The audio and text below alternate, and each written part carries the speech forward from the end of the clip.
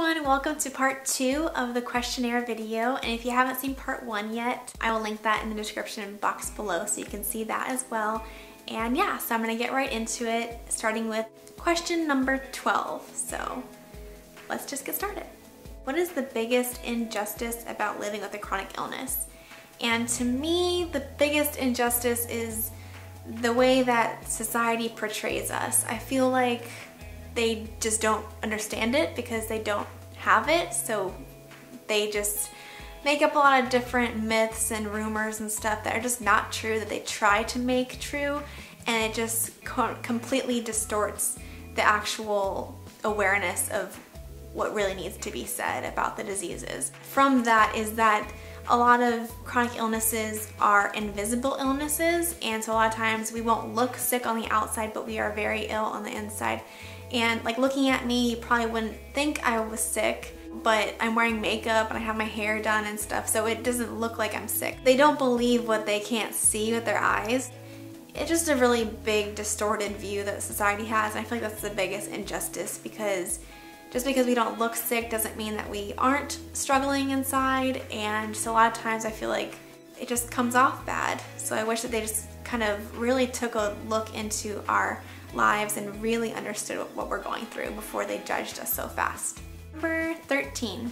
What's the worst advice you have been given about your health? With the advice issue, I feel like everyone that gives advice is definitely trying to help you, so it's hard for me to say what's the worst advice, but people, I guess, a lot of times just think that they know the cure to your illness, and it's like there is no cure, but a lot of times they will say like, oh, if you just eat soil or flowers or worms or something, you'll be cured. Like, you won't have your disease anymore, and you should really try that because you're gonna be cured.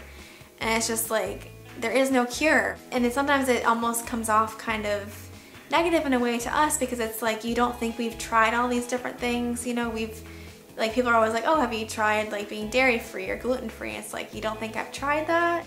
I don't know, some things are just taken, I guess, badly, but we all know that like the advice that people give us is just because they want to help us and they care. So I really can't like complain about advice, you know, it's just, they just want to help. Number 14, what items related to illness could you not cope without? You definitely not cope without my heating pad. I love my heating pad. Even though it doesn't take away any pain, it definitely gives me comfort and just gives me like a security feeling. Just makes me feel more comforted at least, or more relaxed. So that's something I definitely could not cope without. I don't really know. I mean, definitely can't cope without like my Bible or my music, or my puppies. But I'm not really sure if that's really illness related. But yeah, I definitely couldn't cope without those things either. Or my boyfriend, or my mom, my dad. I mean, I don't know. Couldn't cope without a lot of things, but yeah. Can you remember being pain-free? Honestly, I can remember being pain-free, but I can't remember the feeling of being pain-free, if that makes sense. All my memories I can remember from being very, very young, I mean, since probably when I was 13, is everything. I can remember like going to a birthday party, or going to a school event, or a dance recital, or, you know, the movies or something, and I can always remember in those moments, every event that I went to, I remember worrying about, you know, my stomach, worrying about not feeling good. And it's just like, it's kind of sad, but that's like how it was. So I really can't remember, feeling pain-free, if that makes sense. I don't know. I remember not being in pain, but I can't remember the feeling. Do you know anyone in real life who shares your condition?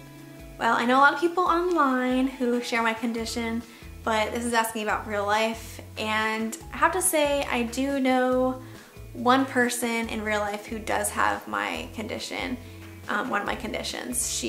Her name is Vanessa, and I met her in the hospital about a year ago, or maybe even less than that, and she actually has a very unique case of IBD as well as me. Like, so we've been through the same procedures, the same medications and all that kind of stuff, and we actually have the same doctor, which is actually how I met her. I met her in the hospital when I was admitted, you know, at the same time that she was, and we happened to meet. So that was definitely amazing and such a godsend. We really can relate, and we just like, it's awesome to know someone in real life who like gets it, because it's like you're looking in a mirror. I mean, it's just it's incredible. But I wish that I could like meet all of you guys, because I know we'd have great stories to tell and have lots of laughs. But you know, wouldn't it be awesome if we could just have like a big sleepover with like everyone, like all the chronic illness community? That would be amazing. One symptom you would love not to have. I would definitely love not to have pain. That would be the symptom that I wish I could just not have, is pain, because then I could do a lot more and you know, not be stopped as much, I guess. So pain is definitely something I wish I did not have. Nice things said to you, and also something negative that has been said to you about being sick.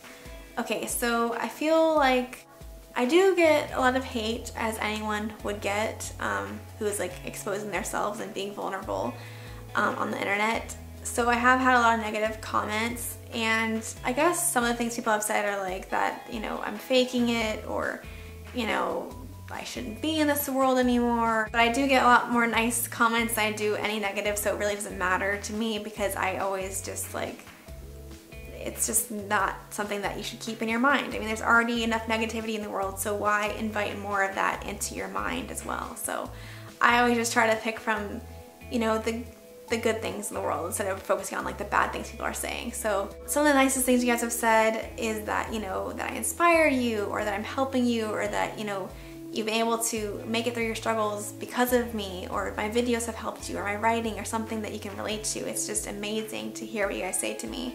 And I wish I could just give you all a hug and a big pep talk every morning, because I seriously send all that love that you give to me straight back to you guys, because you guys are like my rock, like amazing people, seriously.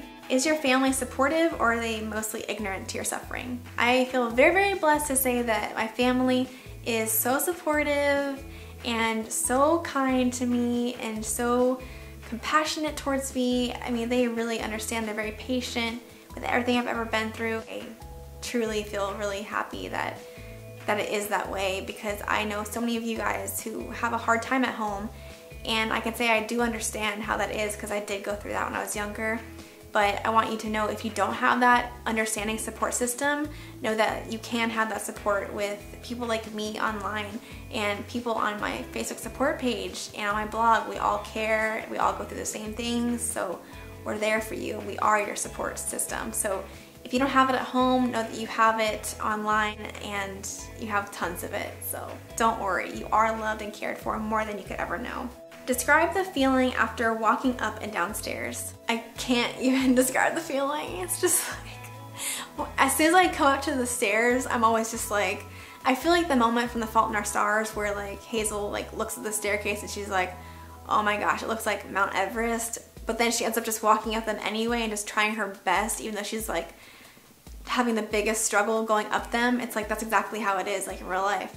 I don't want to take the elevator. I don't want to like, I don't want someone to like carry me up the stairs, even though my boyfriend, he's so sweet.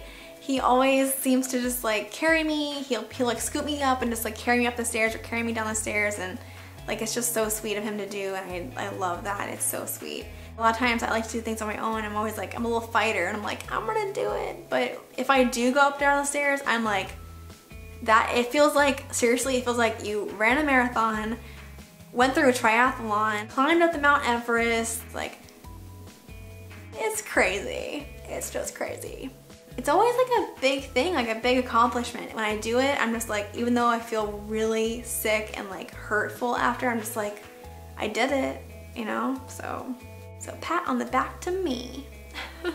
The little victories in life, seriously. The little victories are the big victories for us, so always remember that. Any natural supplements, powders, alternative treatments that you would recommend to others? I fully recommend going the natural route with all this stuff with health things. I do believe you need to have doctors who understand like Western medicine, but you also need maybe doctors who specialize in more natural routes. So I recommend acupuncture and, you know, herbs and stuff like that. Definitely, I say give it a try.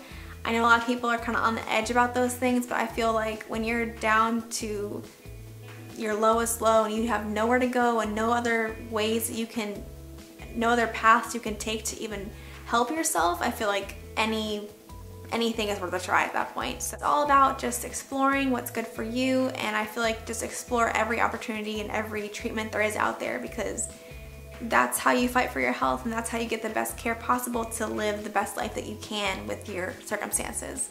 So definitely just go out there and try new things with your treatments. Last question is, what is the biggest thing you would like people to understand about your illness? The biggest thing, I guess, would be I just want people to understand that every day is so different. Every day, like, it doesn't matter. Like, today I could be doing okay, but then, you know, even like later that night, it could be totally different. Later that night, I could be having a hard time breathing. I could be in the hospital, you know? So it's like every day, every minute, everything is so different. So it's really like, just don't judge us. Just because we're smiling and laughing doesn't mean we're not in pain, because most likely, even when someone with a chronic illness is out, they're still struggling, they're still suffering inside, so they just don't want to show it. Try not to judge people and just kind of take every day as it comes and just be patient with us. That's the biggest thing I want people to understand about chronic illness. Just be patient and don't judge us, because you don't know what it's like unless you're in our shoes. So yeah. Alright, so that's the end of the questionnaire. So again, if you haven't seen part 1, go, I'll have it in the description box so you can see that one too. And I'm sorry these videos are so long, but I just want to do these questions. I thought it'd be a really fun thing to do so you guys can get to know me better. And I hope that you guys enjoyed it. I guess I'll talk to you guys later. Hope you're having a good day, and I love you guys so much. Bye!